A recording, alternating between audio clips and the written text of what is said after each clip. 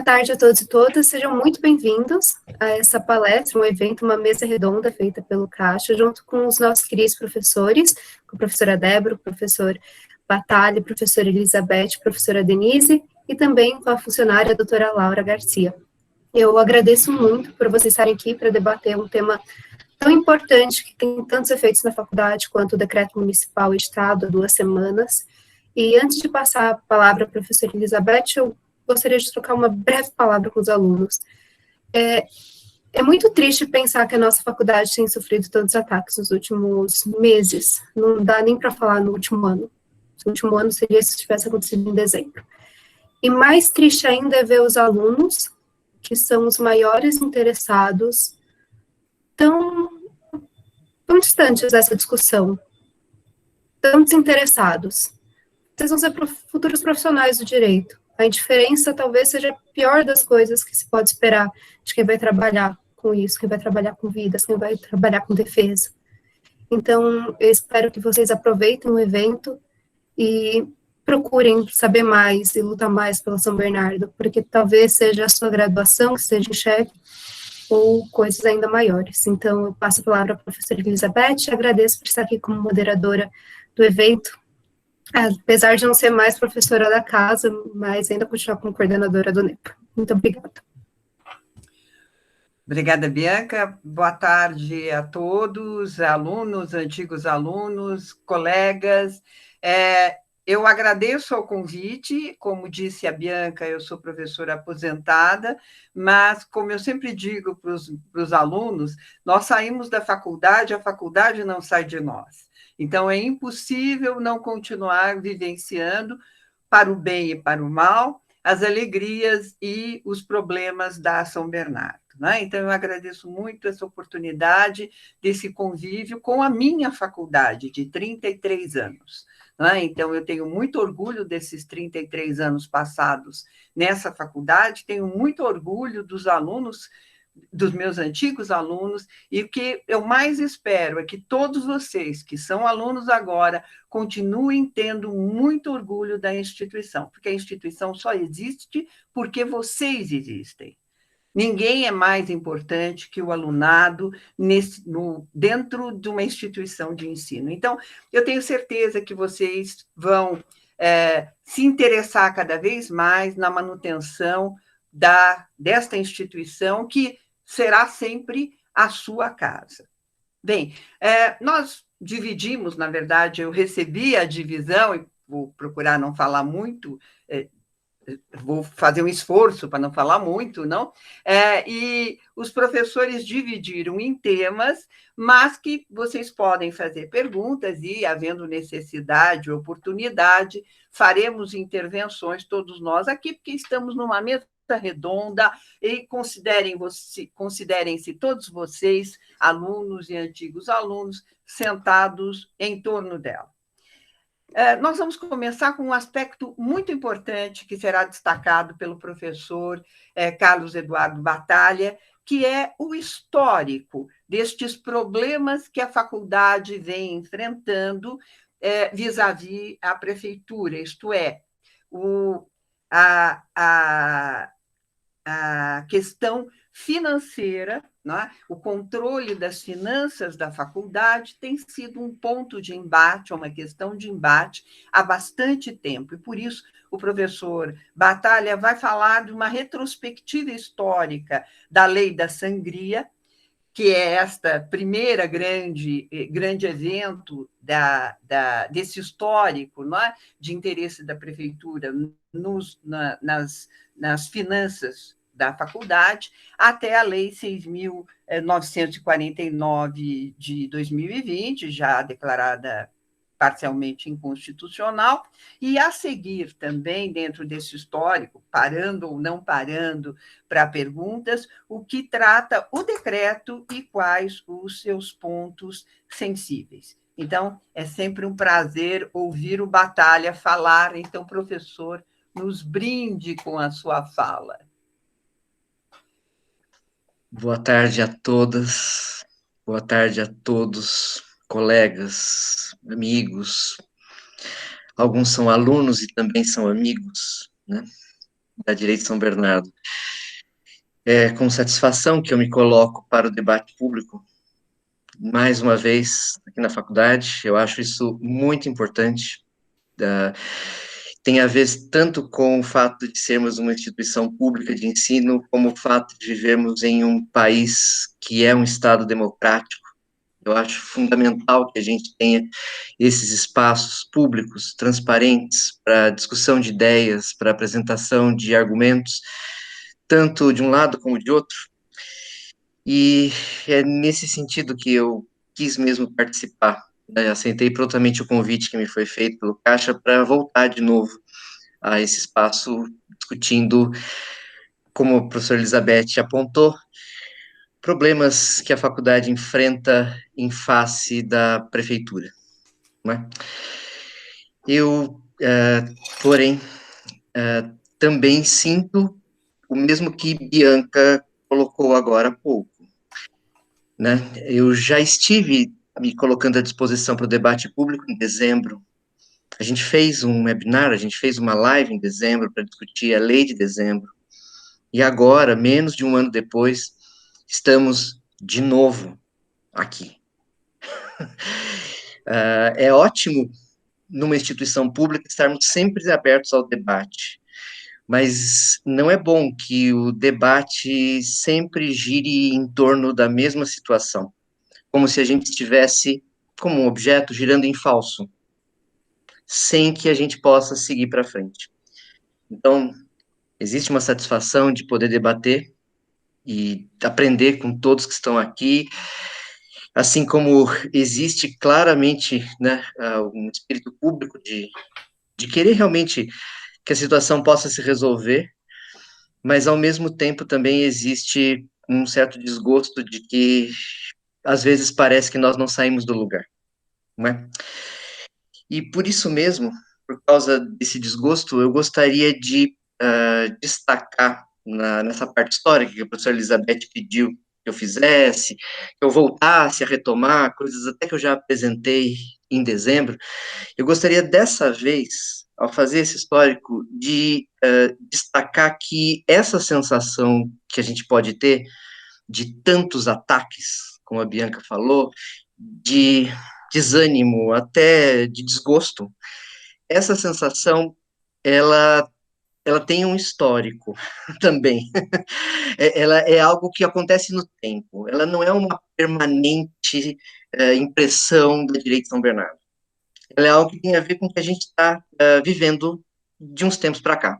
Tá? Eu acho que, embora a gente esteja com desgosto, é importante ter essa sensação de que isso não é uma constante, isso surgiu num determinado momento, e se surgiu porque não existia antes, ela também pode deixar de existir e a gente pode ter um futuro melhor, tá?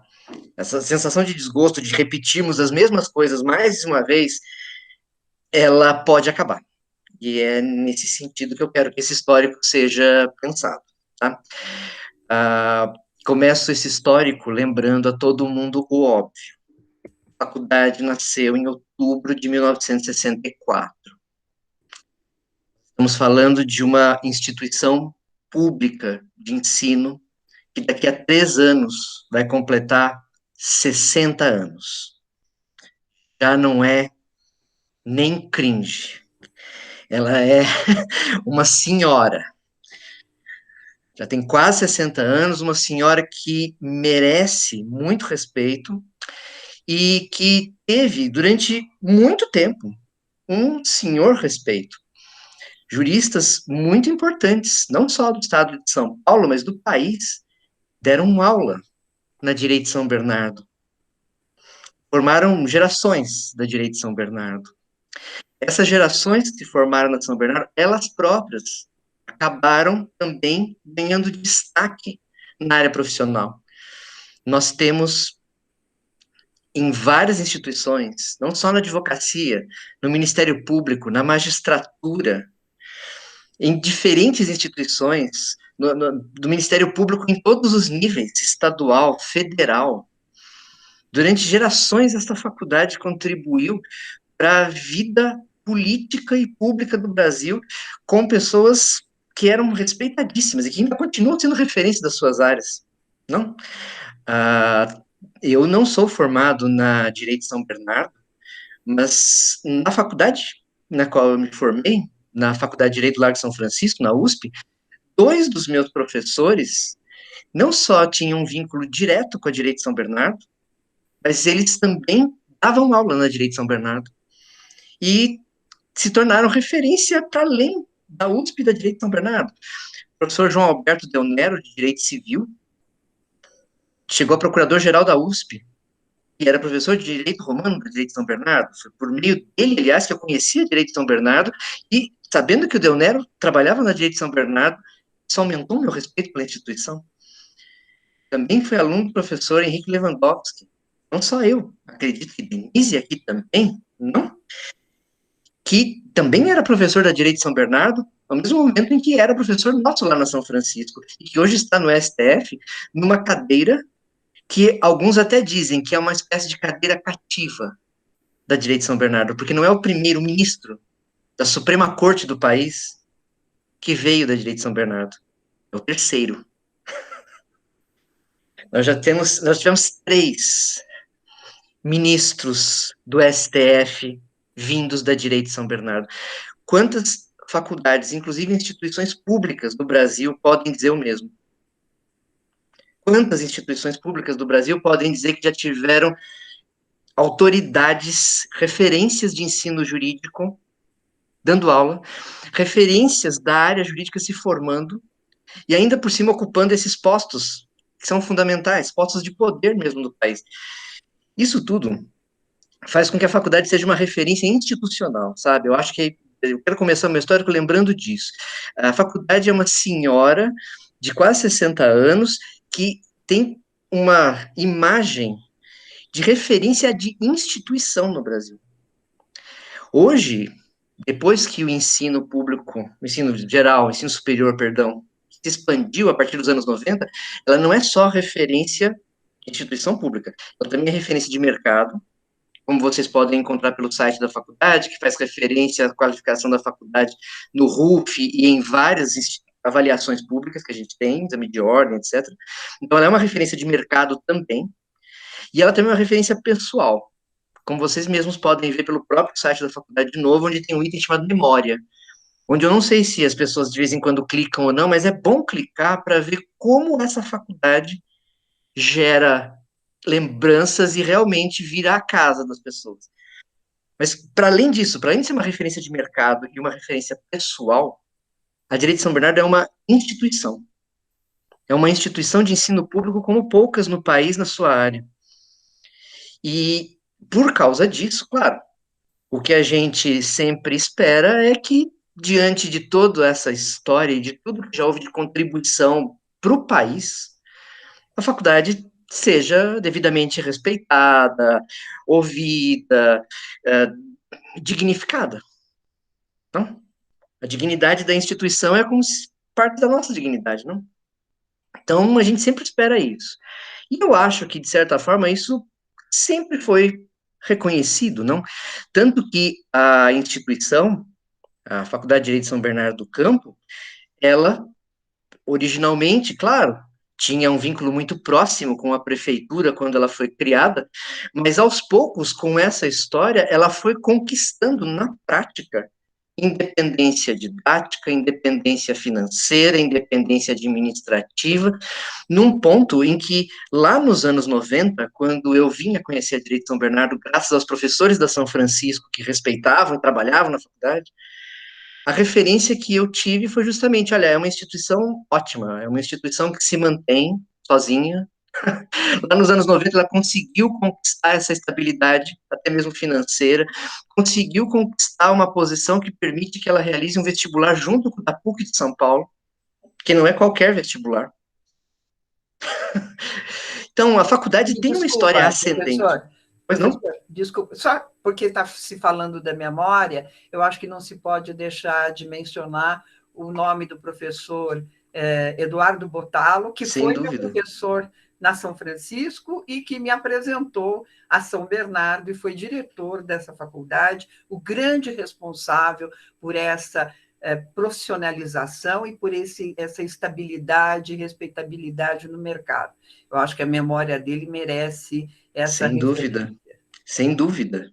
É um dos grandes da direita de São Bernardo e mais um grande que também estava em outras instituições, mas sempre se viu muito ligado à direita de São Bernardo, não?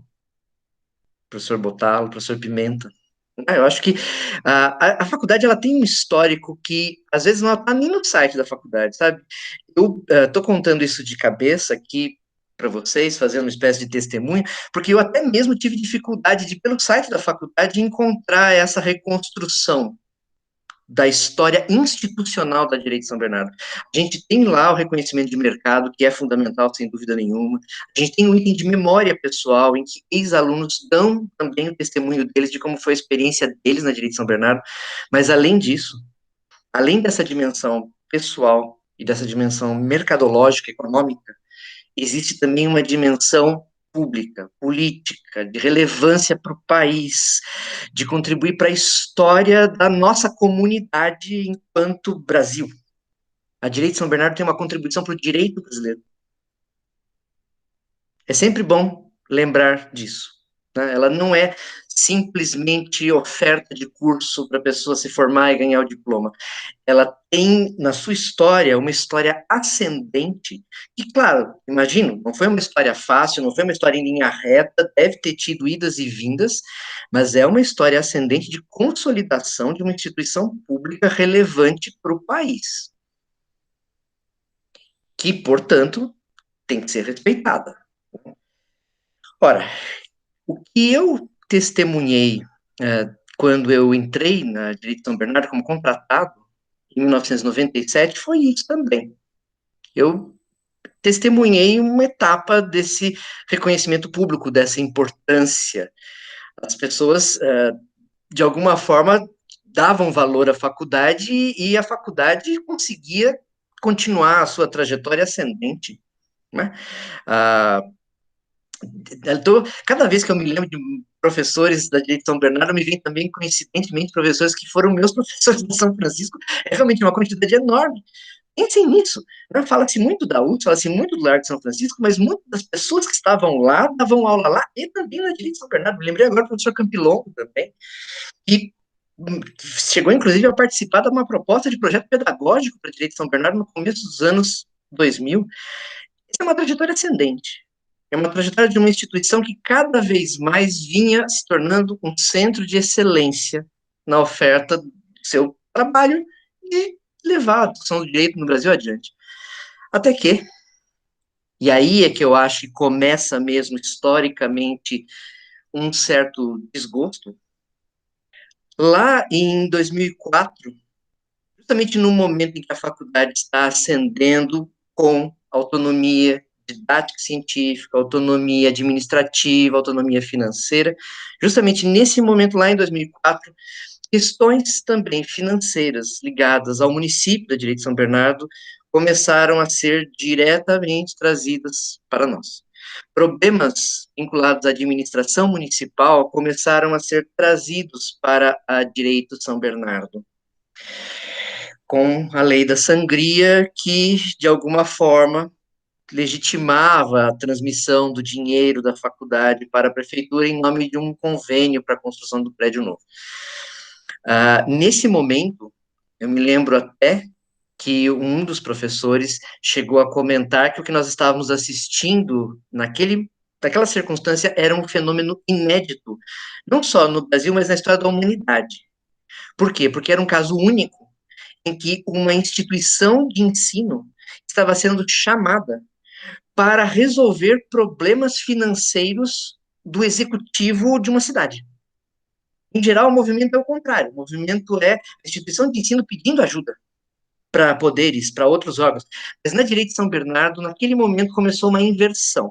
Questões ligadas ao administrativo municipal, da Poder Executivo Municipal, começaram a ser jogadas para dentro de uma instituição de ensino que deveria ter justamente a sua independência, a sua autonomia, a sua dignidade respeitada. Naquele momento foi muito difícil, como eu já contei no webinar lá de dezembro, não sei se é o caso de voltar e contar toda a história, eu posso dizer para vocês que aquilo foi um momento realmente de violência, a gente que estava lá e votou, se realizava ou não o convênio, se dava autorização pela congregação para que fosse levado adiante isso, a gente fez isso com grande dificuldade. A sensação naquele momento não foi uma sensação leve, foi uma sensação mesmo de estar lidando com o poder muito claramente, uma sensação de estar fazendo isso com a espada na cabeça, sobre a cabeça, se não com a faca no pescoço. Esse foi o modo pelo qual as coisas foram encaminhadas, infelizmente. Houve uma pressão de muitos lados para que as coisas se levassem na direção da prefeitura, para que as coisas se encaminhassem para a transferência do dinheiro para a prefeitura. O que ocorreu, foi feito o convênio. Esse convênio, ele depois foi questionado numa ação popular que teve muitas etapas, muitos movimentos, teve apelações, embargos de declaração, teve várias etapas processuais para que a decisão da juíza de São Bernardo, que era favorável à faculdade, essa decisão fosse reconhecida. Ela teve que ser reconhecida muitas vezes, teve que ser confirmada muitas vezes, o que vocês podem imaginar é muito cansativo, não? Mas até aí a gente entende. Estamos lutando pela faculdade, vale a pena tudo isso. Mas aí, depois de nós termos conseguido, no judiciário, De novo, resolvermos... se interromper, Batalha, Pois não? mas só para lembrar que os atores dessa ação popular foram os alunos, o Ah, sem centro dúvida. acadêmico, foi o Sim, movimento dos alunos que barrou essa apropriação das finanças da faculdade. sim. Teve esse detalhe também. A ação popular, ela teve origem na preocupação, mais especificamente, do centro acadêmico daquele momento. O centro acadêmico daquele momento percebeu que não conseguiria resolver a questão internamente. A questão foi decidida na congregação com representação dos alunos, mas não houve como a representação dos alunos, ou mesmo a representação dos funcionários, conseguir obstar a realização do convênio. O convênio, no final, venceu na congregação. E com isso, a única saída foi realmente ir para o judiciário. E quem, então, ficou abalado com isso e resolveu procurar? O pessoal que estava no centro acadêmico. Foram eles que foram atrás de outros juristas, foram atrás de personalidades da área, do Ministério Público, para saber o que fazer, e no final a solução que foi encontrada foi essa: vamos propor uma ação popular. Né? Nessa ação popular, eu quero destacar duas coisas na história dessa ação popular. Existem dois trechos que eu acho que vale a pena destacar. Tá? Entre várias decisões que houve nesse processo, sempre confirmando que a faculdade não poderia ter transferido dinheiro para a prefeitura, já foi dito e redito muitas vezes a seguinte frase, foi dita e redita muitas vezes a seguinte frase: houve inconstitucional ingerência pelo município na autonomia financeira da faculdade. Isso foi dito na decisão da juíza de primeira instância, e isso depois foi confirmado em todas as instâncias que sempre repetem, em todas as decisões, esse mesmo trecho da decisão da juíza. Houve inconstitucional ingerência pelo município na autonomia financeira da faculdade. Isso foi repetido muitas vezes, e num dos momentos em que isso foi repetido, mais exatamente no momento em que houve o incidente de inconstitucionalidade, né, a arguição de inconstitucionalidade como um incidente dentro do processo, houve uma decisão de 23 de novembro de 2011, na qual isso que foi já firmado, já desde a primeira instância, isso foi então dito pela Quinta Câmara de Direito Público do TJ da seguinte forma. Eu acho interessante ver que isso está escrito em 2011, tá? Vê-se que a exigência contida na lei de transferir à municipalidade toda a disponibilidade financeira da faculdade revela nítida contrariedade com o que está disposto na Constituição, mais especificamente no artigo 207, a teor do qual se afirma as universidades gozam de autonomia didático-científica, administrativa e de gestão financeira e patrimonial. Isso que está na lei fere ainda de maneira evidente a garantia de autonomia financeira e orçamentária dos entes da administração indireta, entre os quais se inclui a Faculdade de Direito de São Bernardo do Campo, e acrescenta a mesma decisão, a mesma Câmara de Direito Público, poder-se argumentar que, segundo um certo princípio jurídico, o princípio do paralelismo das formas, se por lei específica foi criada a autarquia, por lei específica seria possível modificar o seu funcionamento. Contudo, não cabe ao legislador, diz a Quinta Câmara de Direito Público em 2011, contudo, não cabe ao legislador reduzir o poder de gestão da autarquia, transferindo esse poder de gestão a um órgão da administração direta, a ponto de tornar dispensável e até mesmo inócuo o sentido de descentralização que os serviços públicos precisam ter como um dos pressupostos contidos no artigo 37 da Constituição. Ou seja, a partir de 2004, nós entramos numa luta mais direta com a prefeitura e, reiteradamente, no judiciário, houve a repetição da ideia de que a ingerência desse tipo, essa ingerência na autonomia financeira da faculdade é inconstitucional sob diferentes aspectos, e qualquer momento em que o legislador assume o papel de fazer isso, qualquer momento em que uma lei resolve interferir na faculdade dessa forma, isso é transferência a órgão da administração direta de poder da própria autarquia, poder que não poderia ser transferido. Isso foi dito lá em 2011. Pois bem, depois disso, que como bem a professora Elizabeth reforçou, foi conquistado a partir de luta dos alunos da faculdade. Em 2020, nós tivemos, como vocês sabem, uma outra lei que não recebeu nenhum nome específico, como a lei anterior, a lei da sangria, mas que eu particularmente chamei de a lei da empresa pública. Não era apenas uma lei que tratava da empresa pública, mas era uma lei na qual chamava muita atenção isso. A autorização para que a municipalidade pudesse vir a converter a Direito de São Bernardo, uma autarquia, em empresa pública, sem indicar quais eram as bases para que isso pudesse ser feito e sem também se preocupar com as consequências que isso traria, tanto internamente na instituição, quanto para a faculdade como instituição de ensino público, com toda essa respeitabilidade dentro do mercado e no país, né? A lei simplesmente estabelecia essa possibilidade junto com outras medidas que envolviam, de novo, a gestão financeira da instituição ser deslocada para o município. Algo muito parecido com o que já tinha acontecido com a lei da sangria. Bom, isso, de novo, foi levado ao judiciário. Isso, de novo, foi levado ao judiciário, especialmente por meio de ex-alunos, no caso, né? Teve, claro, a titularidade da ação ligada a um partido político, mas uma boa parte dos advogados dessa ação, dessa representação de inconstitucionalidade, são ex-alunos da Direito de São Bernardo. E aí, de novo, o que aconteceu? O judiciário, mais uma vez, disse as mesmas frases, agora com até maior extensão.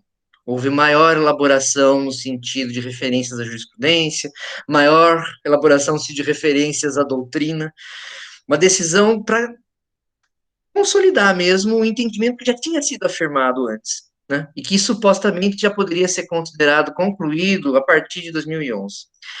Nessa decisão do TJ desse ano, né, que foi uma decisão aí não de uma Câmara específica, mas do órgão especial, foi de novo dito lá, eu insisto em fazer uma leitura aqui rápida para dar a palavra aos demais, foi dito de novo, os dispositivos combatidos na presente ação se revelam nitidamente ofensivos às regras e princípios da Constituição Estadual e também da Constituição Federal, incluindo-se o quê? O artigo 37 e o 207 da Constituição.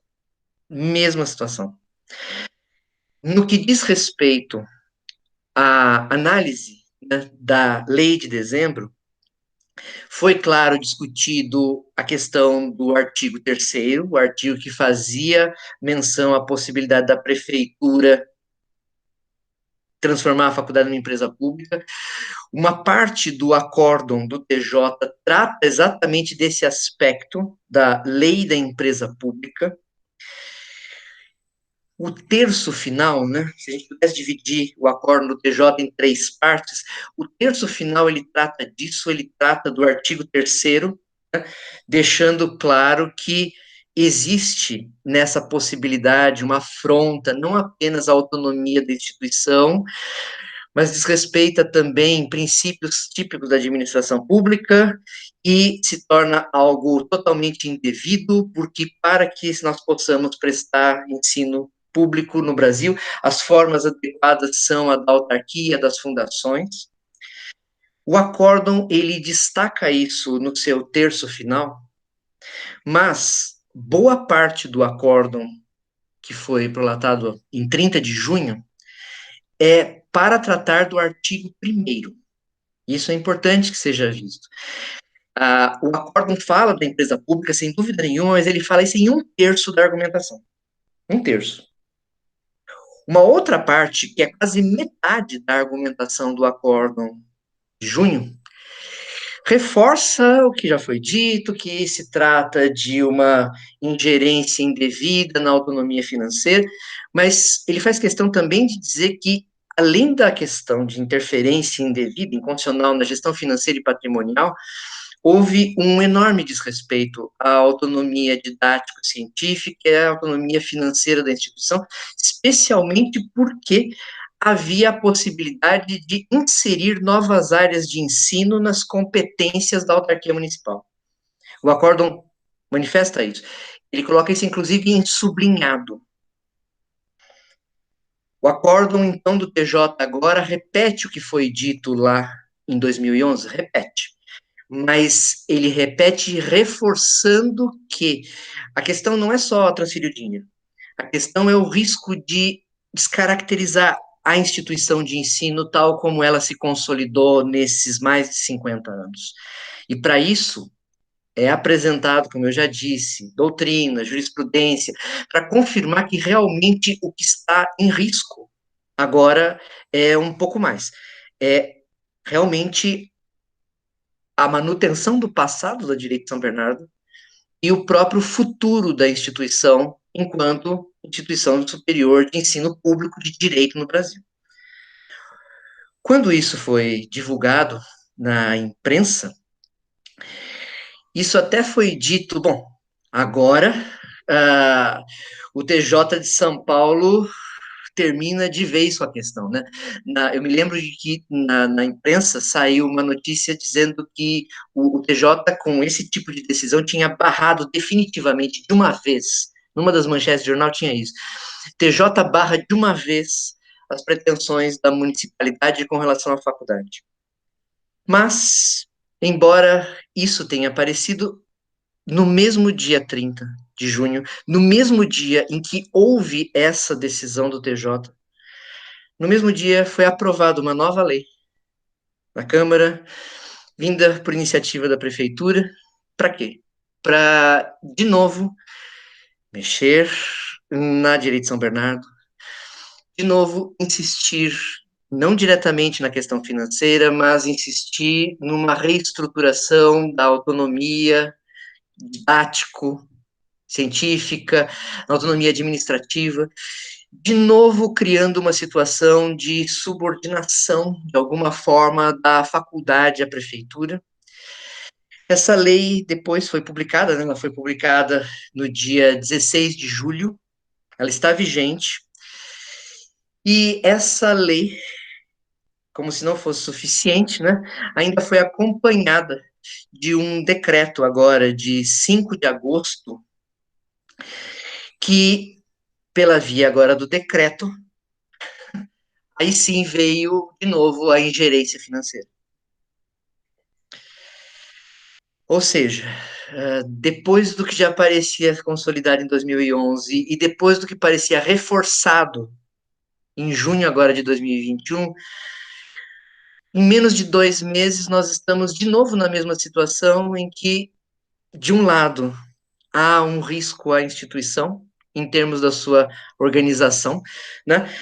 Há de novo, como está escrito no próprio acórdão de junho, há de novo a necessidade de resguardo, a capacidade de auto-organização da autarquia. De novo nós estamos discutindo isso, e de novo nós estamos sob uma ameaça financeira decorrente da transferência para uma instituição de ensino de questões da municipalidade. Isso certamente, como foi indicado no acordo de junho, isso ameaça o futuro da instituição. E é por isso que a gente precisa fazer alguma coisa. Eu não sei exatamente quais serão os nossos próximos passos, alguns passos já foram dados. Um desses passos foi justamente uma nova representação de constitucionalidade, que, de novo, teve liminar concedida, tá? Nessa liminar que foi concedida agora, dia 9 de agosto, o relator no TJ fez questão de destacar que existe uma semelhança de situações, especialmente pelo fato de que, no próprio processo da lei de dezembro, houve uma tentativa de suspensão do julgamento com a apresentação do projeto dessa lei, com o projeto da lei de junho. Antes mesmo da questão do decreto, quando estava para ser julgada a ação referente à lei de junho, houve uma tentativa de suspender aquele julgamento, juntando o projeto dessa lei, que agora é a lei vigente, e naquele momento já foi feito algum tipo de apreciação de que o que estava no conteúdo dessa lei nova não era adequado, pelo contrário, tinha os mesmos problemas da lei de dezembro. O que houve agora é que isso continua sendo discutido, continua sendo ameaçado, e ainda tivemos uma permissão para movimentação indiscriminada de recursos financeiros com o decreto. Isso tudo não pode prosperar, a gente precisa que os efeitos disso pelo menos fiquem suspensos. Como a professora Denise destacou com a lei de dezembro, né, quando a gente teve a liminar, né, a lei está só com os efeitos suspensos, ela não está morta, ela continua viva, ela continua um fantasma, e esse fantasma, de novo, continua nos ameaçando, não apenas na parte dos recursos, mas continua nos ameaçando enquanto a instituição que nós conhecemos e que nós estamos procurando desenvolver cada vez mais. O que fazer diante disso? Não sei, mas que é preciso fazer alguma coisa, é preciso. É incrível que a gente esteja numa instituição que seja permanentemente judicializada. É irônico, né, dizer São Bernardo é um case. A gente ri quando a gente fala, nossa, eu estudo num lugar onde não só eu aprendo direito nas aulas, mas eu aprendo direito na prática. Por quê? Porque a faculdade é o tempo inteiro ameaçada e está sempre no judiciário. A gente ri dessas situações, mas não dá para rir, é algo muito sério. Né? É algo muito sério pensar que existe uma instituição de ensino que é permanentemente ameaçada, que por isso permanentemente precisa depender do judiciário para ter reafirmada aquilo que está no próprio artigo 1º da lei original que criou a faculdade lá de 64, que garante a nossa autonomia quanto à autarquia e também quanto à instituição de ensino. É incrível que isso precise o tempo inteiro ser reconfirmado. Então, precisamos tomar cuidado, precisamos ficar alertas, precisamos pensar no que fazer daqui para frente, porque continuar nessa judicialização não dá. É isso. Falei os meus 15 mais 15. Ou seja, aberto a todo debate. Essas reiteradas tentativas de ingerência na faculdade, usurpação da sua autonomia, que é o mais grave, né, é também uma forma também reiterada de infração à coisa julgada, de desrespeito à coisa julgada, o que, de fato, não pode combinar com uma faculdade de direito. Não é? Essa reiterada descumprimento desde 2011 de coisa julgada. E essa lei que foi aprovada em julho, ela já estava antecipadamente declarada inconstitucional no acórdão que julgou a primeira. Então, de fato, é muito angustiante, como o próprio professor disse, a situação, mas é uma situação que só quem tem conhecimento de direito sabe como é que deve ser resolvida, sem precisar, de fato, até de terceiros, né? Então, de certo modo, é só abrir os olhos para ver o que está bem na nossa frente, né? Mas tem perguntas, Bianca? Ou posso passar a palavra para lá? Pode passar a palavra, professora, por enquanto. Falando nisso, acabou de chegar uma pergunta. A pergunta seria no sentido se há alguma forma de blindar a faculdade desses ataques. É o que a gente vai discutir aqui, não querendo ser desanimador, assim, anticlimático, a pessoa já quer uma resposta, me conta o final dessa história. O que eu posso dizer para quem perguntou, não sei quem perguntou, é que essa é a grande questão. A gente chegou num ponto em que a gente não está mais simplesmente lutando pela faculdade, a gente está chegando na necessidade de blindar a faculdade. De ter que deixar claro que para tudo tem um limite. Tem algumas coisas que, embora exista a liberdade humana, não dá para fazer. Não dá para fazer porque não dá para ficar repetindo 1000 vezes a mesma coisa. Se a gente tivesse alguma mudança mesmo de legislação, assim, do tipo, sei lá, mudou a Constituição, aí as coisas podem ser redecididas. Se a gente tivesse algum tipo de constitucionalização e inconstitucionalização de alguma coisa, talvez até valesse a pena a gente voltar a discutir no judiciário. Mas perceba, são os artigos que servem de fundamento são sempre os mesmos. Denise, que é professora de constitucional, pode me corrigir depois, mas que eu saiba, esses artigos eles estão tal e qual desde 88, com uma outra inclusão lá no 37, por exemplo. Mas é o mesmo artigo sempre, que é ofendido sempre, da mesma forma, levando a uma decisão que leva a uma série de recursos, estratégias processuais, que depois é confirmada no final, e depois vai ser objeto, de novo, de uma nova discussão, que vai fazer menção. É impressionante como as decisões, elas são, muitas vezes, em alguns trechos, repetição do que foi dito antes. Ao ler hoje, para fazer essa apresentação, eu reli as decisões, eu ficava impressionado de como que o próprio judiciário deve pensar. Não tem mais argumento, gente.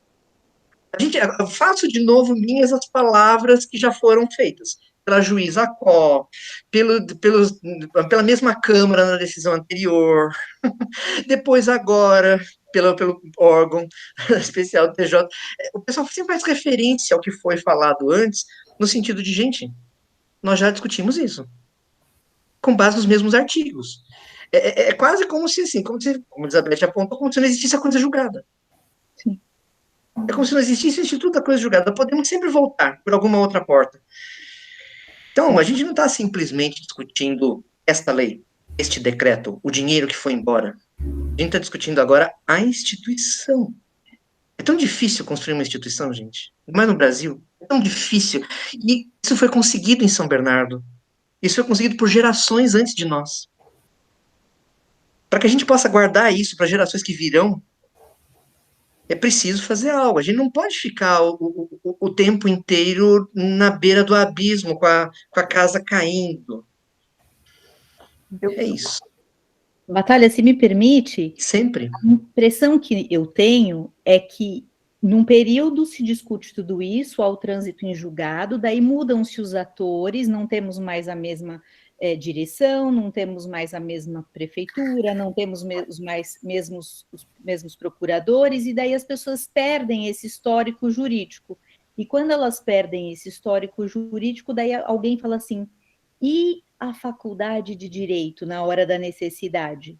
E daí começa todo um ciclo novamente, porque não há um apoderamento histórico jurídico das coisas que já foram transitadas em julgado. Isso é fundamental. Como você muito bem disse, nós não podemos ficar à mercê com uma espada nas nossas cabeças, nós precisamos ir passos adiante. Quando nós recebemos críticas de que a faculdade poderia estar num outro patamar, claro que a faculdade poderia estar no outro patamar, deixem-nos avançar, mas a cada quilômetro para frente, nós temos que recuar 10 quilômetros para trás para defender a nossa existência. É isso. Professora Débora, é bom lembrar que essa decisão de junho deste ano transitou em julgado.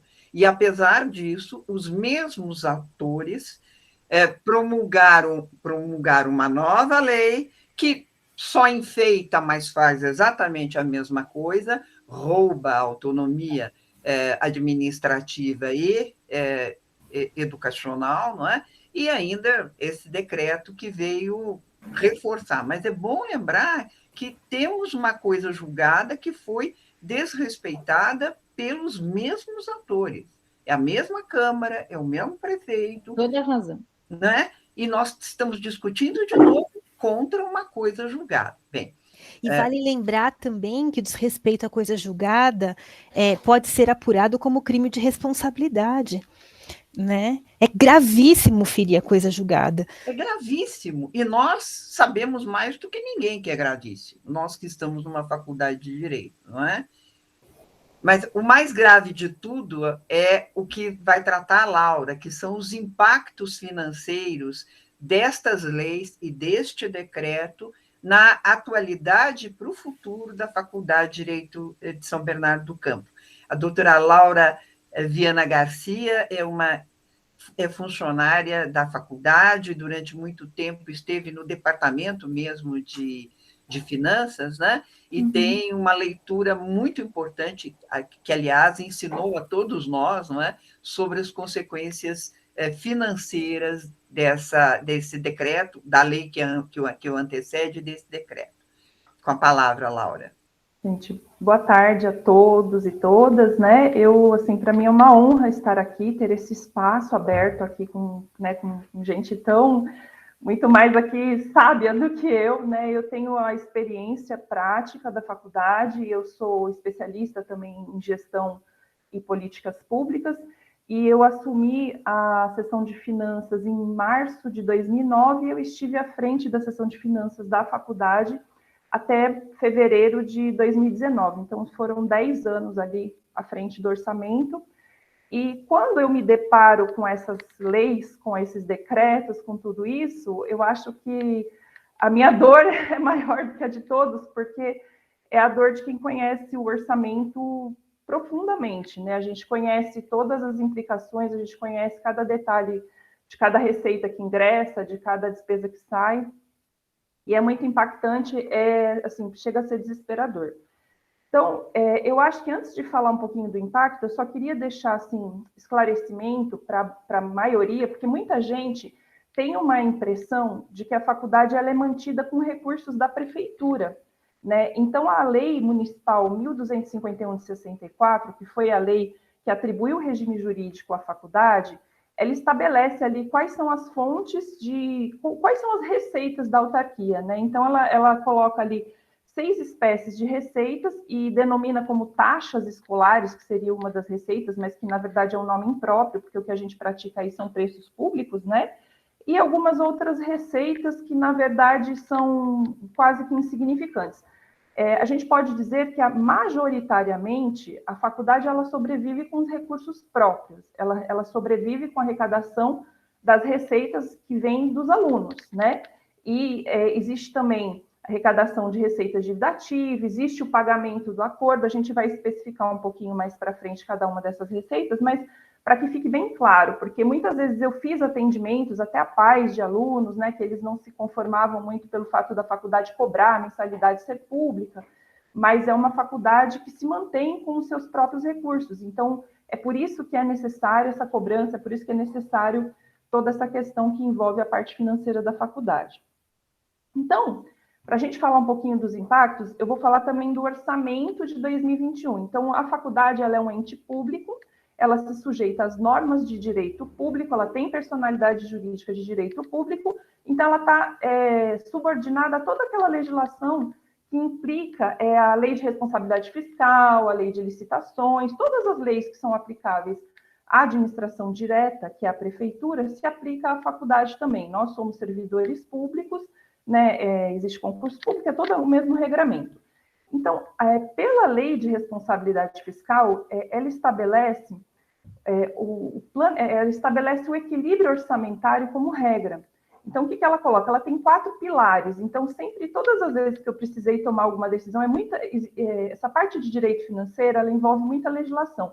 Então, eu sempre, assim, o que me norteou muito são esses 4 pilares da lei de responsabilidade fiscal. E com base nisso, você consegue se orientar no momento de uma tomada de decisão. É o planejamento, a responsabilidade, o controle e a transparência. São esses 4 pilares que são os principais que regem o nosso orçamento. Então, com base nesses pilares, todo ano é publicado uma lei municipal que estabelece são as leis de diretrizes orçamentárias, que estabelece quais são as regras para que seja elaborado o orçamento daquele ano, e com base nessa lei de diretrizes orçamentárias, é feito o orçamento da autarquia. Então, pois bem, para 2021 foi aprovado um orçamento que está vigorando para a nossa faculdade esse ano, um orçamento de 42.350.000. Então, nós temos uma expectativa de arrecadação de 42.350.000 de receitas e uma expectativa de pagamento de despesas equivalente de 42.350.000. Essas receitas que a gente espera arrecadar,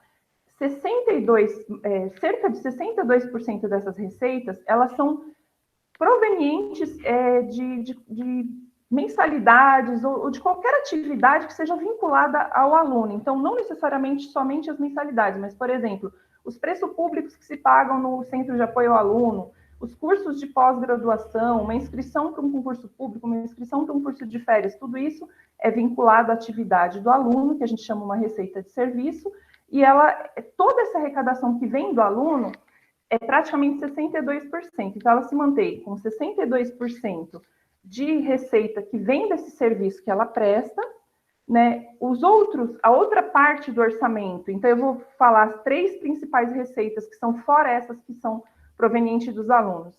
A gente tem as remunerações de aplicações financeiras, que seriam os juros de títulos de renda. Por quê? A faculdade, ela manteve uma gestão bastante responsável, bastante austera durante muito tempo, e ela conseguiu, ao final das suas operações, quando encerra um ano, entre o que arrecadou e o que pagou, houve superávit. Então, esse superávit que sobra ao final do ano, ele fica depositado numa conta de bancos públicos, né? E isso fica gerando, aplicado, ele fica gerando títulos de renda.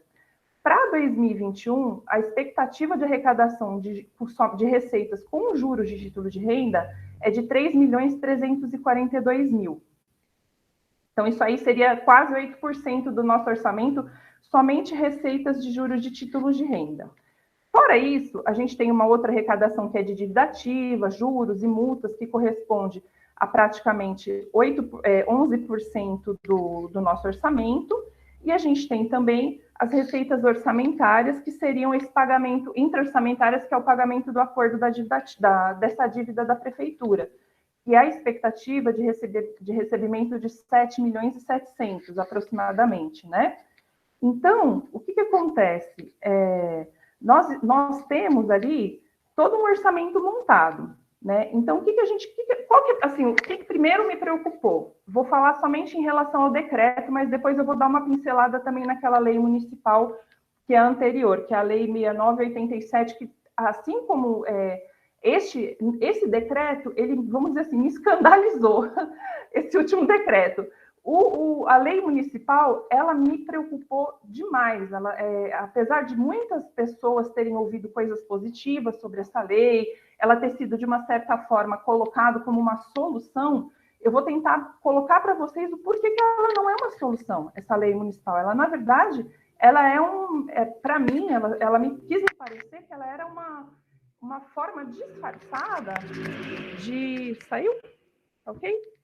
Era uma forma disfarçada de também se apoderar do nosso recurso, também se apoderar, resolver problemas financeiros da prefeitura, né? O que acontece? O decreto, ele autoriza, ele dá uma carta em branco para que a prefeitura, ela venha e ela possa transferir toda a disponibilidade de caixa existente em 31 de julho em todas as autarquias da prefeitura, e aí outra coisa que a gente fica assim com aquela anteninha ligada, porque o SBCprev, que é a Previdência dos Servidores, é uma autarquia. Então, assim, não só a faculdade é uma autarquia, o IMASF, que foi recentemente extinto pela prefeitura, é uma autarquia. Então, assim, ele deu uma carta em branco, ele não fala o quanto são, a pretexto de cobrir despesas com Covid, ele pode baixar toda a disponibilidade de caixa de qualquer ente que seja autárquico, né? Então, assim, primeiro, o que nos preocupa muito? O quanto é essa despesa, né? De quanto nós estamos falando? Nós estamos falando de 1 milhão, nós estamos falando de 30 milhões, nós estamos falando de 60 milhões, né? Então, não se tem, assim, nenhum número, não se sabe quanto, sabe-se simplesmente que é uma autorização e pode ser baixado, né? A partir do momento que você está sob esse risco de retirada de disponibilidade de caixa, o primeiro impacto que vai acontecer vai ser o seguinte: perda da receita, que é tirando a receita que vem da arrecadação de alunos, você perde automaticamente a receita de remuneração de aplicação financeira. A partir do momento que eu tiro o dinheiro do meu caixa e passo para o caixa da prefeitura, eu deixo de arrecadar 3.342.000 no meu ano. Então, assim, eu fiz um comparativo, a gente tinha uma expectativa de arrecadar 3.342.000, nós, até o momento, pelo que está no portal da transparência da prefeitura, nós não arrecadamos 900.000 ainda, ou seja, a previsão, ela já houve ali não vai se concretizar, ela não vai se executar ao final, não vou entrar no mérito do porquê, mas a previsão ela não vai se realizar muito provavelmente, porque se nós já passamos a metade do ano e nós não executamos metade da receita que estava esperada, significa que a tendência é não se executar essa receita. Então, nós já vamos ter uma queda nessa arrecadação dos juros de título de renda, e se essa disponibilidade toda saísse em agosto da faculdade, nós já teríamos, só por essa retirada, uma redução de cerca de 2.400.000 na nossa arrecadação. Então, este é o primeiro impacto. O segundo impacto, assim, que eu posso destacar para vocês, seria em relação ao pagamento do acordo da dívida, que aí já está relacionado àquela lei municipal que cria a escola de governo, que é essa que eu falei para vocês, que, assim, me deixou muito preocupada, porque, para mim, você fazendo uma análise crítica daquela lei, o intuito era tão somente deixar de pagar esse acordo. Eu tive essa sensação, assim, fazendo a leitura, porque os artigos da lei, eles não são aplicáveis no momento. Devido a nós estarmos no estado de pandemia, você não poderia nomear um coordenador para a escola de governo. Se eu não posso nomear um coordenador para a escola de governo, para que eu vou criar uma escola de governo no momento que eu não posso? Então, assim, no meu entender, aí eu estou fazendo a minha análise particular disso, me deu a sensação de que a lei era tão somente para parar de pagar o acordo, mas eu crio todo um cenário em cima dela para não ficar tão gritante, para não chamar tanta atenção, para parecer que eu estou fazendo uma coisa boa, que vai solucionar problemas, e que, na verdade, o que me choca naquela lei, por exemplo, é uma lei que ela diminui a receita e aumenta a despesa. E aí é colocada como a solução para o problema financeiro da faculdade no momento da pandemia. Então, a resposta que eu fiquei é, oi, quando é que eu diminuo a receita, eu aumento a despesa e eu equaciono o orçamento? É o contrário disso. Ou eu aumento a receita, ou eu diminuo a despesa. Não tem receita mágica, é assim que funciona. Então, se essa lei municipal, ela também não estivesse suspensa por essa liminar, e aí eu vou falar para vocês uma coisa hiper curiosa que me chamou a atenção também, foi o seguinte, o pagamento do acordo, qual que é a receita que gera para a faculdade hoje? Ela gera 7.706.000 de receita, né? Até agosto, eu vou falar até agosto, que foi a última análise que eu fiz no portal, tinha sido arrecadado cerca de quase 5.100.000. Então, se nós deixássemos de receber esse pagamento do acordo como quer a lei municipal, só aí nós já diminuiríamos cerca de 2.600.000 também na arrecadação. Então, percebam, assim, a gente vai perdendo 2.400.000 com juros de título de renda, 2.600.000 com o pagamento da dívida, só aí já dá cerca de 5 milhões a menos de arrecadação. no nosso orçamento. Então, como que eu vou cobrir? Se eu tenho lá a previsão de arrecadar 42 milhões e gastar 42 milhões, como é que eu vou cobrir esses 5 milhões que estão faltando?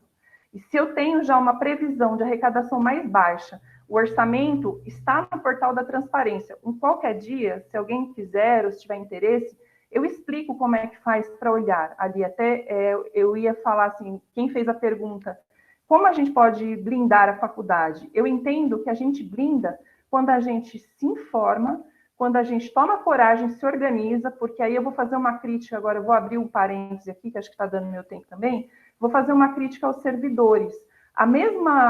O mesmo, vamos dizer, desgosto que o professor Batalha e a Bianca, na verdade, colocaram em relação aos alunos, da gente ver uma passividade, né? A gente precisa quebrar essa passividade também, é por isso que eu sempre me posiciono muito firme, e muitas vezes esse posicionamento ele é até levado para outros lados que não tem a ver, mas assim, porque é a única forma que a gente tem. E eu penso que nós não estamos lutando apenas pela existência da faculdade, a gente está lutando por direitos, a gente está lutando pela legalidade. Eu me sinto assim ofendida como profissional do direito quando eu vejo normalizar a quebra da legalidade, porque a legalidade ela é a estrutura do serviço público, ela é a estrutura da administração pública. A partir do momento que você não aceita que os atos praticados pela administração pública eles têm que se submeter à lei, para que existe a Faculdade de Direito de São Bernardo do Campo? Para que nós vamos ficar ensinando o aluno sobre lei, se na hora de aplicar a lei, a gente faz o que quer? A gente vai lá e faz do jeito que quer e passa o projeto de lei que quer e acabou. Então, assim, eu convido os servidores, que eu sei que servidores têm medo, existe, sim, toda uma intimidação, uma represália, mas eu acho que a gente tem que pensar, porque é a única forma, né? Eu penso que uma forma de blindar a faculdade é acompanhar o portal da transparência, é aprender como que a gente faz para fiscalizar, porque nós estamos aqui para fiscalizar, o dinheiro não é do diretor A, do diretor B, do prefeito C, da Laura, de ninguém. O dinheiro é público. Ele é do ente Faculdade de Direito de São Bernardo do Campo, de uma pessoa jurídica distinta. E é por isso que a gente trabalha. A gente trabalha para que ele possa continuar trazendo benefícios para a comunidade. Então, assim, fora esse impacto de 5 milhões a menos possível na arrecadação, fora uma arrecadação que já tem se mostrado com uma tendência de não se executar até o final do ano, o que eu entendo que seriam os impactos futuros, né? Déficits sucessivos, a gente passaria a suportar déficits sucessivos, né? E com esses déficits, a gente passa a ter um outro problema, que é o problema junto ao Tribunal de Contas. Então, você passa a ter apontamento pelos órgãos de controle, que pode gerar tanto uma mácula no nome da faculdade, porque se torna um órgão que está ali toda hora sendo apontado pelo Tribunal de Contas, como também ele causa uma responsabilidade para a autoridade que responde por quem estiver na direção suportando déficits sucessivos, ele vai responder pessoalmente por esses déficits. Então, isso é muito sério, né? Eu entendo que vai inviabilizar a manutenção de programas de bolsa de estudos, porque, por exemplo, os programas de bolsa de estudo, o investimento que a faculdade faz para aluno hoje é de cerca de 3 milhões e 100, que deixa-se de arrecadar para se conceder bolsas. Então, assim, se a partir do momento que eu tiver, por exemplo, 5 milhões a menos no orçamento, minha receita começar a baixar, qual vai ser o próximo passo? Vamos cortar a bolsa de estudo, vamos reduzir, porque eu vou precisar aumentar a arrecadação. Certo, corta a bolsa de estudo de funcionário também, que hoje é em torno de 95 mil. Você pode inviabilizar as atividades desenvolvidas pelo convênio do TJ, que a gente tem hoje o Sejus, que você tem vários convênios de prestação que a faculdade oferece, que são custeados pela faculdade. Esses convênios, os recursos saem da faculdade, então muito provavelmente a gente teria dificuldade na manutenção desses convênios, né? Inviabilizaria totalmente novos investimentos, então eu não teria condições de investir em, por exemplo, renovação de equipamentos de informática, renovação de acervo bibliográfico, construção de novos prédios, mobiliário, enfim, tornaria inviável, né? E eu entendo que inviabilizaria a manutenção da própria atividade base da instituição no longo prazo, se isso não se revertesse. Então, assim, para finalizar aqui o que eu tenho para dizer, eu entendo essa lei municipal, a 6987, ela precisa ficar no radar, porque ela é uma lei que, principalmente por isso que eu falei, ela aumenta a despesa, diminui a receita, ao invés da gente estar fazendo o movimento contrário, a gente tem que fazer a nossa lição de casa, que é manter o equilíbrio orçamentário num momento em que a educação como um todo está abalada pela crise econômica e pelo Covid. Então, a gente tem que achar formas de como nós vamos equacionar este problema que já está aí, que nós não temos controle sobre ele, e não criar uma nova situação para a qual que nesse momento não é adequado, né? Eu entendo também que houve a violação ali, aquela lei, ela afrontou a lei complementar, aquela lei complementar 173 de 2020, que proíbe que se crie despesas no momento de pandemia, enquanto durar a calamidade pública, porque foi até o que nós colocamos. Com base nessa proibição, foi suspendido foram proibidas as vantagens pecuniárias de todos os servidores, não se pode pagar nenhuma vantagem pecuniária no momento de calamidade, justamente para que os recursos sejam direcionados para a pandemia. Quanto a essa alegação da prefeitura de que ela precisa de recursos para enfrentar a pandemia, eu também, assim, não vi o número, não tenho conhecimento, não posso falar daquilo que eu não sei, mas o que eu posso falar é que, com base nessa lei, com base nessa suspensão de vantagens pecuniárias aos servidores, a prefeitura pôde receber transferências federais de recursos. Então, todas as prefeituras que acataram essa lei complementar 173, elas receberam transferências do governo federal para enfrentamento da pandemia. Então, cabe a cada município gerir a crise com aquilo que tem. Então, tem que também fazer a lição de casa lá, assim como nós temos que fazer a nossa lição de casa aqui da parte do ponto de vista orçamentário, eles têm que fazer a lição de casa lá. E, por fim, eu gostaria de destacar, assim, a gente tem que ficar muito atento, porque a faculdade, ela tem um valor patrimonial grande para a administração direta se ela for extinta. Então, isso me preocupa sempre muito, porque quando eu extingo a autarquia, eu extingo uma administração direta, todo o patrimônio dela retorna automaticamente para a administração direta, para a prefeitura. Então, assim, se nós não nos fortalecermos, se nós não tivermos sempre esse olhar, cada vez que surgem essas novidades não planejadas, porque eu penso que uma lei, quando ela tem um objetivo de boa-fé, ela tem uma ampla divulgação, ela tem um planejamento prévio. Você não implanta um projeto novo de um dia para o outro. Isso requer, para ser feito com responsabilidade, requer planejamento, requer gestão. Então, assim, toda vez que chega alguma coisa de supetão, isso já me causa muita estranheza, porque a faculdade extinta, todo o patrimônio dela, a disponibilidade, e fora o patrimônio físico. A faculdade, ela tem um terreno que fica atrás do poliesportivo, e, se eu não me engano, eu não vou falar um número exato, mas assim, até onde eu me lembro, é mais de 20 milhões que aquele terreno vale, em valor venal, e fora o próprio prédio da faculdade, que há muitos anos atrás, quando foi feito o acordo, acho que em 2011, se eu não me engano, esse terreno foi avaliado em 15 milhões.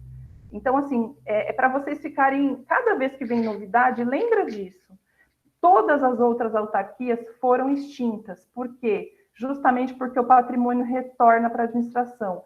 E aqui eu vejo a diferença, quando eu vejo a Faculdade de Direito de São Bernardo, essas mobilizações, esses ex-alunos, eu vejo a diferença que a educação faz na transformação social. Aonde você tem gente que conhece do direito, aonde você tem gente que tem educação, que tem conhecimento, a ilegalidade, ela não é enfiada a goela abaixo. Ela não desce redondo, né? E nas outras instituições, infelizmente, as pessoas acabam não conseguindo se articular e acabam não conseguindo tomar as medidas a tempo, né? Então, era isso aí que eu tinha para falar para vocês.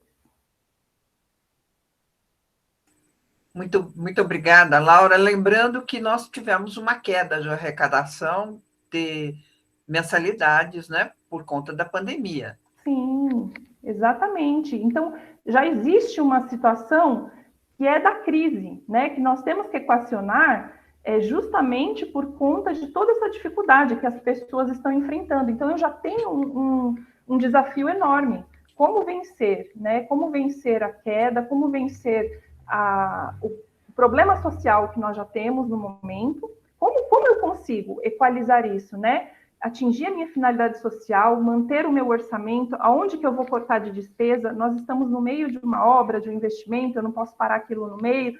Então, assim, nós já temos todo um problema, a gente não precisa de criar despesa nesse momento. Este momento, para mim, jamais, nunca, jamais seria momento de criar despesa e reduzir receita, jamais. Muito bom. Bianca, nós mantemos a ordem, alteramos a ordem, que a professora Débora, salvo engano, dará a primeira aula às 18h40, não é isso? Professora Denise, a senhora tem a primeira aula hoje? Não. Podemos trocar? Sugiro a inversão da ordem. Tudo bem. Muito obrigada. Queria falar da minha alegria de estar aqui nessa noite com todos os amigos, professores, alunos, funcionários, comunidade acadêmica, comunidade são bernardense, porque imagino que tenhamos munícipes também nos assistindo, então, boa noite a todos aqui presentes. Eu queria começar essa minha fala de hoje lembrando, não da Constituição Federal, porque isso foi muito bem feito pelo professor Carlos Eduardo Batalha, mas lembrando a todos da Lei de Diretrizes e Bases da Educação, a famosíssima LDB, no artigo 53, porque lá no artigo 53, reza a lei que no exercício de sua autonomia são asseguradas às universidades, sem prejuízo de outras, as seguintes atribuições. 1. Criar, organizar e extinguir em sua sede cursos e programas de educação superior previstos nessa lei, obedecendo às normas gerais da União. Então, qualquer criação, organização e extinção de cursos tem de ser de exclusiva autonomia da instituição de ensino superior.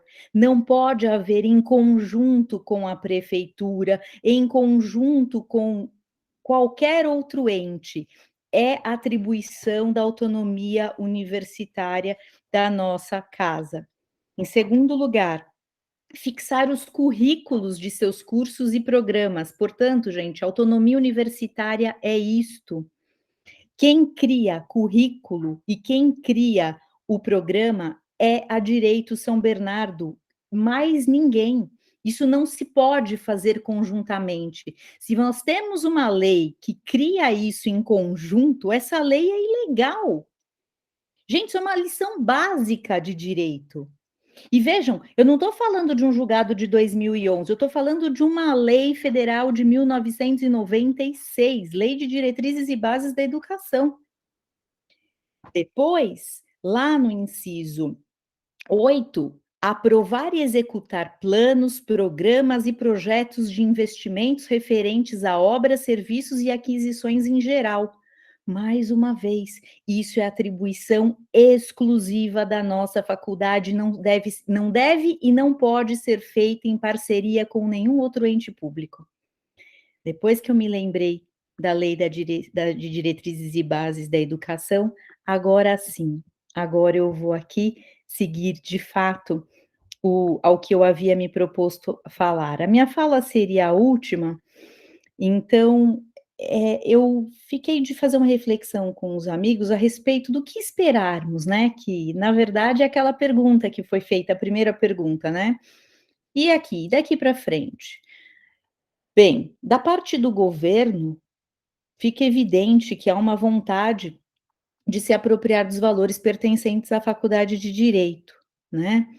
Isso vem acontecendo desde dezembro do ano passado, foi repetido de certa forma em junho e em agosto, e também fica evidenciado que desde 2011 essas inconstitucionalidades são manifestas. Por quê? Porque nós somos uma autarquia municipal e temos autonomia administrativa, financeira e, portanto, não podemos nos submeter a qualquer tipo de ingerência externa. Da parte dos alunos, dos funcionários e dos professores, eu imagino que deva haver alguma falta de informação por conta da complexidade da matéria. Nós vemos a falta de engajamento também pelas mais diversas razões. Existe um silêncio que grita, um silêncio ensurdecedor por parte da nossa comunidade, e nós precisamos pulsar e reagir dentro da lei, dentro da ordem, mas defender a nossa casa. A única coisa que sabemos é que o município não vai bem economicamente e que a nossa autarquia vai muito bem, pelo menos até o presente momento, né? Então, nós precisamos do engajamento de todos, de toda a comunidade acadêmica, de toda a comunidade são bernardense, de toda a comunidade do ABC, para preservar o que o ABC e São Bernardo do Campo, especificamente, tem, que é o seu patrimônio histórico e cultural, a nossa Faculdade de Direito de São Bernardo do Campo. Gente, se nós pararmos para pensar, a cidade de São Bernardo, que era conhecida pelos estúdios do Pavilhão Vera Cruz, pela Rota da Polenta, pelas montadoras, pela indústria metalúrgica, pela cidade das crianças, essa cidade não existe mais. Hoje, restou a São Bernardo do Campo o que é histórico, conhecido nacionalmente e internacionalmente, a nossa Faculdade de Direito. Isso é muito sério. Ela é a senhora invocada pelo professor Carlos Batalha. Não há dentro dos cursos jurídicos, não há dentro da comunidade jurídica uma pessoa que não conheça a Faculdade de Direito de São Bernardo do Campo. Nós somos referências. E me parece que o alunado, mesmo os funcionários, os professores, mesmo a comunidade de São Bernardo do Campo não percebeu isso e a gente precisa acordar. Por quê? Parafraseando o poeta, enquanto houver sol, haverá futuro. No que depender dos alunos, dos funcionários e dos professores, no que depender de nós. Faculdade de Direito é um patrimônio público, e isso que nós precisamos fazer é defesa do patrimônio público, é defesa da educação de qualidade, e que nós estejamos prontos a defender, conforme o bom direito vigente, a nossa casa. Então, a minha fala é no sentido de que a gente tenha galhardia, noção de pertencimento, que possamos nos sensibilizar, porque aqui é o nosso lugar, e é por esse lugar que nós precisamos lutar. Muito obrigada. Muito obrigada, professora. E eu só queria emendar, né, como tinha começado a falar, essa luta não é só por quem está dentro da faculdade, depende da faculdade para receber o seu salário. O meu salário agora, a minha aposentadoria, é paga pela SBC-Prev, que também está atingida por esse decreto, de maneira que eu não tenho nenhum interesse financeiro, econômico, de carreira ou de qualquer outra espécie envolvida nesse assunto. Acho que o que nós todos temos é a vontade de que mantenha-se este patrimônio histórico, cultural, para o qual todos nós contribuímos, né? Também manter o nosso trabalho e a nossa contribuição para a sociedade viva, porque quando morrer a São Bernardo, se morrer a São Bernardo, todos morreremos junto, pelo menos um pouco, né? Bom, tem pergunta, Bianca, passar a palavra para a professora Denise, que gentilmente cedeu o seu momento de fala para a professora Débora, né? E vai analisar com mais vagar e com a sua autoridade de constitucionalista as decisões que foram proferidas, né, até desembocar nesse decreto. Professora Denise, por favor. Boa noite a todas e todos.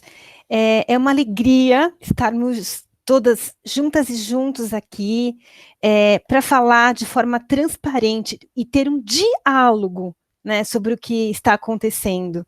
Né? Nós precisamos conversar e de forma aberta sobre o que está acontecendo, porque somente por meio do diálogo e do conhecimento nós vamos chegar ao que é correto, ao que é certo, desmistificar o que tem, né, de afronta real à alma da faculdade por meio desses ataques. Se nós ficarmos silentes, sem estarmos unidos e sem nos ouvir de todos os lados, nós não conseguiremos chegar, né, a um conhecimento real do que acontece, e nós corremos o risco de perder um patrimônio histórico de uma enorme importância social, tanto na comunidade quanto no Brasil. A faculdade tem um legado, como o professor Batalha colocou, todos os demais professores, e Laura também reforçaram, que é de uma importância que jamais poderia ser afrontada, tendo por intuito dinheiro, né, tendo por intuito utilizar verba da faculdade que não seja reforçar a potência que a faculdade tem que construir no sentido de cidadania, de construção de um lar do direito. Nós somos um lar do direito e nós temos que fazer o direito acontecer. Então, em primeiro lugar, sempre, né, como professora de direito constitucional, defenderei o diálogo aberto e a união de todos, alunos, funcionários e professores, juntos, né? Senão não há democracia, né? E onde não há democracia, há violência. Então, uma das primeiras violências que eu vejo acontecer em relação à nossa faculdade é um discurso para nos atacar de que nós não temos qualidade. Isso é falso e nunca defendam, né, essa bandeira. Sempre nós precisamos melhorar, mas a qualidade que a gente desenvolve na faculdade, ela é palpável, ela gera resultados muito além da prova da OAB. Né, ela gera resultados no campo da formação humanística de pessoas que fazem com que o direito reverbere ao bem da própria sociedade. Então, eu trouxe também alguns índices aqui que devem estar sempre, né, na nossa memória, para que a gente possa defender a faculdade. E é muito triste quando a gente ouve o contrário, né? E ouvimos isso também na Câmara de Vereadores, né? Que a faculdade não teria, né? Não exerceria um trabalho de qualidade. Então, é muito importante que a gente também traga a público, à comunidade, o que é feito na faculdade, né? Nós recebemos alunos do Brasil todo. A instituição, né, ela oferece atendimento à comunidade, então a faculdade tem uma inserção enorme na comunidade, ela tem orientação jurídica, escritório escola, juizado especial civil, poupa-tempo, centro judiciário de solução de controvérsias, mais de 20 mil atendimentos foram realizados por meio desses serviços. Ela ainda recebe, né, no seu campus, durante o período da tarde, o projeto da terceira idade, né, que também tem que ser lembrado aqui, né, dentro de todo esse legado social que a faculdade possui. A faculdade oferece bolsas, né, ProMais. Agora a faculdade desenvolve um projeto de cotas, do qual eu tive a honra de participar, né, no desenvolvimento do sistema de cotas raciais e sociais que proporciona uma política afirmativa de inclusão. Então, existe também um legado muito importante dentro desse programa de recebimento de alunos e da emancipação desses alunos da sua própria condição.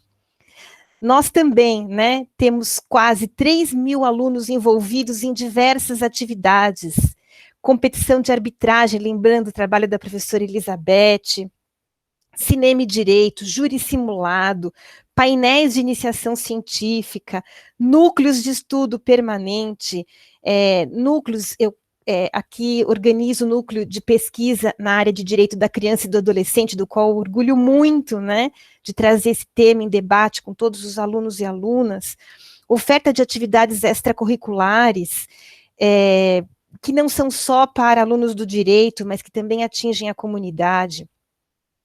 Nós temos, além da graduação, uma pós-graduação em fronto desenvolvimento, né, com vários cursos específicos, tenho a honra de estar organizando o curso de Diversidades e Inclusão Social. Então, não se pode dizer que a faculdade não desenvolve um trabalho de muita alma, de muita essência na nossa comunidade, né, para o Brasil todo. E não é à toa que nós deixamos legados em diversas instituições, tanto na área acadêmica, como também na área dos concursos públicos, como na advocacia. Nós somos uma faculdade de referência, sim, isso tem que estar no coração de todos vocês, quando falarem da faculdade, terem orgulho de onde estão e conhecerem, né, e defenderem todos os projetos que nós fazemos aqui na faculdade. Isso não pode ser destruído por dinheiro, jamais. Né? Isso tem que ser respeitado, né, como um legado, e a educação, né, é um ponto que promove a possibilidade de nós, inclusive, falarmos, discutirmos esses pontos. Em relação às decisões que foram tomadas em face da faculdade, nós temos questões jurídicas muito graves sendo afrontadas. Então, desde da lei da sangria, nós temos uma decisão judicial já transitada em julgado, que determina que as verbas da faculdade não podem ser retiradas do seu orçamento, porque nós temos autonomia financeira, né? Nós temos a autonomia financeira, administrativa e didática, como colocada nos acórdãos. E nesse momento, desde a época da lei da sangria, nós temos uma decisão transitada em julgado, né? Então, esse assunto não poderia ser repetido. Isso é muito grave, falando juridicamente, isso é muito grave, é uma afronta a uma decisão judicial.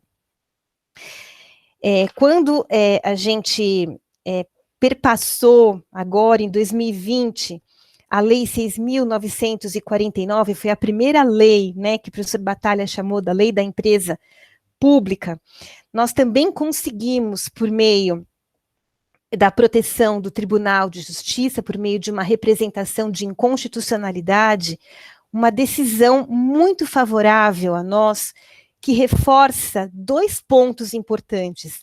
Reforça tanto a questão de proteção do nosso orçamento e reforça a proteção da nossa autonomia também no campo didático.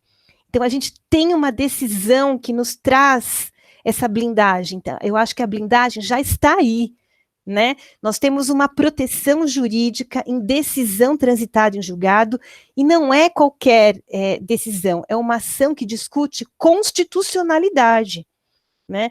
Que faz uma reflexão da constitucionalidade em relação à Constituição Estadual de São Paulo e que se reverbera a partir de artigos da Constituição Federal. Essa decisão, portanto, e o espírito da Constituição de 88, que garantem essa autonomia financeira, administrativa e didática às instituições de ensino, ela tem o objetivo de proteger essas instituições para que elas perdurem no tempo, mesmo em face de investidas ideológicas momentâneas de partidos políticos específicos, em mandatos específicos. O projeto educacional tem que ser maior do que uma gestão, porque ele é um projeto para a sociedade, e não um projeto de uma única gestão. Por isso que a Constituição tem esse papel, de proteger a faculdade, a permanência da faculdade, dando a ela autonomia. Então, além de nós sermos uma pessoa jurídica de direito público, nós termos uma personalidade jurídica própria, independente da própria administração direta, nós somos uma instituição no âmbito da educação, né? Isso também pesa muito. Então, dentro dessa autonomia, em face de uma decisão com trânsito em julgado, nós temos a proteção financeira e nós temos a proteção das atividades que nós desenvolvemos na faculdade. Isso já está garantido, isso não pode ser desobedecido. Há crime de responsabilidade quando se quebra a coisa julgada, né? Isso é muito importante a gente dialogar e conversar. Quando se fala que o nosso regimento interno, por exemplo, elaborado pela congregação e aprovado pela prefeitura e referendado pela Câmara, isso é uma cópia de um artigo, de uma legislação anterior à Constituição de 1988. Então, mesmo sem decisão judicial, isso é incompatível com a Constituição de 88, que passa a garantir autonomia às instituições de ensino.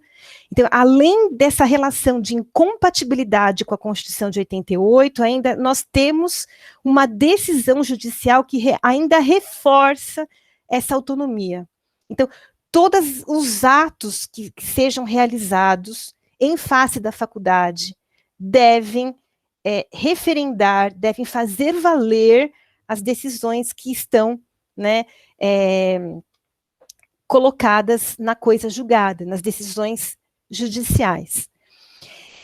Quando a gente tem, né, uma segunda lei e ainda um decreto atual, que passa a demandar verbas, não só da faculdade, mas de todas as autarquias do município, é de uma gravidade enorme, né? Porque nós estamos desmantelando um legado de gestão pública do município de São Bernardo, direcionando isso para uma única gestão. Nós tivemos a destruição da Fundação Criança, que já é muito grave. A troco de quê? De verba para uma gestão? Nós tivemos o desmantelamento do IMASF, e agora nós estamos enfrentando o desmantelamento de todas as autarquias que restaram, e que, então, né, se enquadra a nossa faculdade. Então, esse decreto é ainda mais grave, porque ele não atinge só a faculdade, ele atinge o município como um todo, no seu legado de construção de projetos. Há clara ofensa, né, às decisões judiciais que foram prolatadas. Há questões que envolvem o direito financeiro, que também está sendo violado. Então, um outro ponto que eu colocaria aqui é como que uma lei de flexibilidade orçamentária, né, que é a lei do ano passado para o combate ao Covid, pode abranger um orçamento de 2021, se existe toda uma limitação de legalidade sob o ponto de vista de uso de verbas públicas, né? Como que uma lei de flexibilidade orçamentária transcende o próprio exercício financeiro? Como se explica, né, essa legalidade? Quais são os números que envolveriam, né, a justificativa da utilização das verbas de todas as autarquias do município para o combate ao Covid, se nós já tivemos transferências de verbas para essa política pública, e se já todos os funcionários foram penalizados porque foram suspensas todas as promoções e foram suspensas todas as verbas relacionadas, né, à progressão de carreira durante esse período da pandemia, né? Então, tudo isso a gente precisa conversar para proteger o nosso patrimônio histórico, e mais do que histórico, social, que representa a faculdade e que outras autarquias também representam para o município. Então, nós não podemos deixar, né, nenhuma gestão temerária afetar legados que representam o que há de melhor no campo de construção de uma história no município de São Bernardo do Campo. Eu gostaria que todos pensassem, refletissem sobre isso, estivéssemos todos unidos para que a gente possa proteger a faculdade e agora pensar também na proteção do município como um todo. Obrigada. Essa era a fala que eu queria colocar. Muitíssimo bem colocado, professora. E apesar da ordem ter sido invertida por uma necessidade, eu acho que a sua fala deu um fechamento magistral a tudo que foi dito antes pelo professor Batalha, pela Laura com a sua cuidade técnica, e mesmo as reflexões lançadas pela professora Débora. Foi muito claro, né, que não é possível nós... O som, Beth. Perdão, desculpa, eu não percebi que eu estava sem som. Eu havia dito que a sua fala, ao final, professora, foi um fecho muito importante a todas as falas que antecederam, e mesmo a inversão da ordem involuntária, não é, da fala da professora Débora com a sua, foi útil, porque deu para se compreender tudo que foi dito pelo professor Batalha, todas as colocações técnicas extremamente precisas da doutora Laura e as preocupações da professora Débora para o futuro, inclusive com o destaque da Lei de Diretrizes e Bases, que foi tão valorizada no acórdão da ação que transitou em julgado. Então, foi muito bom essa sua visão e esse seu abranger toda a importância da São Bernardo, que não é só para os alunos, nem só para os professores, nem só para os funcionários que estão aqui agora, é para toda a comunidade, né? Para o grande serviço que se presta localmente e também nacionalmente, né? Pergunta a Bianca se tem perguntas a serem respondidas, embora nós já tenhamos estourado o nosso horário, não é? Professora, acredito que a gente já possa partir para o encerramento, não tem nenhuma pergunta. Posso fazer um comentário, não final, só para colocar uma coisa que eu fiquei pensando aqui enquanto a gente falava, diante de todas as falas. Eu mesmo, agora há pouco, mencionei sobre a lei de dezembro no modo como eu fiz referência lá atrás, né? Eu chamei de lei da empresa pública. Denise lembrou isso agora, né? Muita gente também fala da lei agora de junho, né, como a lei da escola de governo, né? Mas eu acho que depois de tudo que a gente viu, né, nesses últimos anos, e está vendo agora muito claramente em 2021, ainda mais depois desse decreto de agora, que requisita o saldo bancário, o saldo que está no banco, das autarquias. Eu, sinceramente, eu acho que eu comecei a ter a mesma atitude da Laura, sabe? A Laura disse, então, a gente pode até chamar essa lei de vários nomes, mas eu comecei a pensar naquele artigo que suspendia a devolução do dinheiro para a faculdade, né? Assim como eu também. Eu, depois de chamar de lei da empresa pública no evento de dezembro, eu comecei a pensar se esse era realmente um bom nome. Depois do acórdão, que, como eu disse, trata da questão da empresa pública, mas ele trata no terço final, a maior parte do acórdão, numericamente falando, o acórdão mencionado agora por Denise, inclusive, a maior parte do acórdão cuida não do artigo 3º, que fala da empresa pública. A maior parte do acórdão destaca que a ameaça já estava no artigo 1º.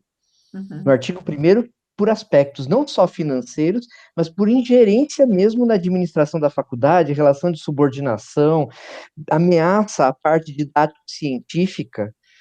Depois de tudo isso, eu comecei a pensar sinceramente, e posso estar completamente equivocado, mas é uma impressão que eu tenho neste momento, juntando o conjunto, de que, no fundo, a ideia mencionada por alguns alunos de que nós temos a lei da sangria 1, a lei da sangria 2, a lei da sangria 3, a lei da sangria 4, parece ser a melhor interpretação do significado desse conjunto todo. De novo, a gente pode fazer isso num tom de ironia, num tom de deboche, como se fosse o Jason, não é? Que tem sexta-feira 13/1, sexta-feira 13/2, sexta-feira 13/3, sexta-feira 4. Tem até sexta-feira 13/15, mas assim, ninguém aguenta sexta-feira 13/15, não é? Se realmente for uma sequência de leis da sangria, cada uma de um jeito, mas sempre a lei da sangria, isso é, sim, algo que precisa de um limite. Denise tem razão, o limite está no acórdão já desse de dezembro. Se a gente for levar em consideração a coisa julgada, mas nós temos sistemático desrespeito à coisa julgada. É assustador ter que reconhecer isso. Já existe o que nos protege, mas nem o que nos protege tem respeitabilidade. Então, assim, eu acho que é para a gente parar mesmo de falar da lei da empresa pública, da lei da escola de governo, no fundo são várias versões de uma mesma lei da sangria, 1, 2, 3, em épocas diferentes, ora com os agentes administrativos iguais, ora com agentes administrativos diferentes, mas é sempre uma mesma lei da sangria, às vezes negociada, às vezes não, mas sempre a mesma lei da sangria, que não tem condições de se tornar uma série. A gente tem que, de alguma forma, pôr um limite a isso, e se não é a coisa julgada, pode ser, né? Eu não sei. É preciso que exista realmente algum tipo de ponto final. É isso que eu estava pensando, porque eu não quero mais falar nesses termos, eu estou achando que é tudo muito parecido. Nesse sentido, professor, acho que vale a pena a gente ressaltar que o município de São Bernardo é o terceiro município mais endividado do Brasil. Isso não é pouca coisa, nós temos muitos municípios. E de que isso é fruto? É fruto apenas da pandemia? De fato, esse dinheiro era tão relevante assim para cobrir os gastos da pandemia, esses gastos que agora, pelo menos com uma vacinação, com uma queda de contaminação, com hospitais de campanha sendo desativados, está tão alto assim? O que a gente pode esperar? Eu realmente espero, como o professor Batalha disse, que essa trilogia não se torne uma série, e sabe-se lá Deus até onde a gente vai com isso. A questão é que as respostas precisam ser rápidas, elas precisam ser duras, porque se a coisa jogada não está sendo respeitada, se depois de reafirmar a tese tantas vezes a gente continua vendo a mesma coisa, uma mobilização de alunos, funcionários, professores é mais do que necessária, e uma resposta rápida. E independente do cansaço, independente de nós já estarmos vendo esse filme, essa trilogia há tanto tempo. Então, eu espero que, pelo menos com esse evento, essa chama de eu preciso fazer algo, eu preciso me posicionar, eu preciso estar ciente, eu preciso me informar, esteja acesa nos alunos, nos funcionários que nos acompanharam. Eu queria só complementar o que o professor falou, eu sei que já está aqui, mas eu entendo que é importante ressaltar que, além da parte do judiciário, um outro lugar que nós podemos buscar sempre essa proteção é junto ao Tribunal de Contas, né? Porque o Tribunal de Contas também ele tem ali os mecanismos de denúncia.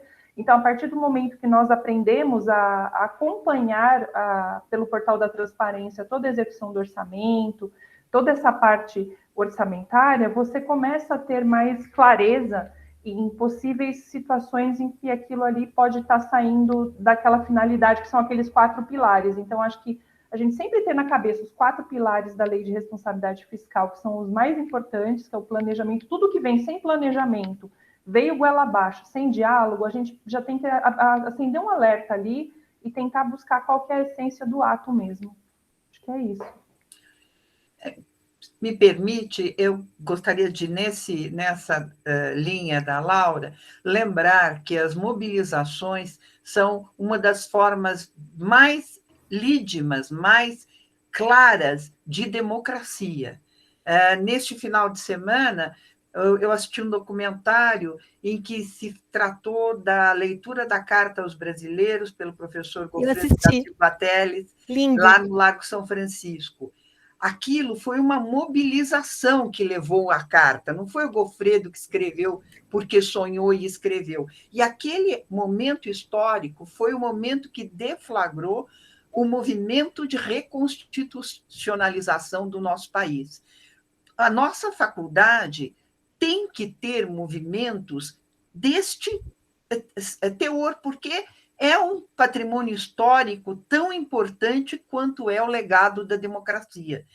E não se iludir que movimentos sejam fora da lei ou intimidatórios, ou quem está contra quem, ninguém está contra ninguém. O movimento é pela legalidade e preservação da instituição. Então, não existe forma mais legítima de expressão da democracia do que estes movimentos sociais por uma finalidade pública. E este é o nosso caso, como foi o caso lá do movimento pela reconstitucionalização, pelas diretas já. Vejam que todos os movimentos foram importantes para transformações, algumas boas, outras não tão boas, mas é a expressão da democracia. Então, não se intimidem quando ouvirem: ah, mas você está fazendo barulho, você é oposição, você está com cartaz aí, nem contou para mim que ia sair com cartaz na mão.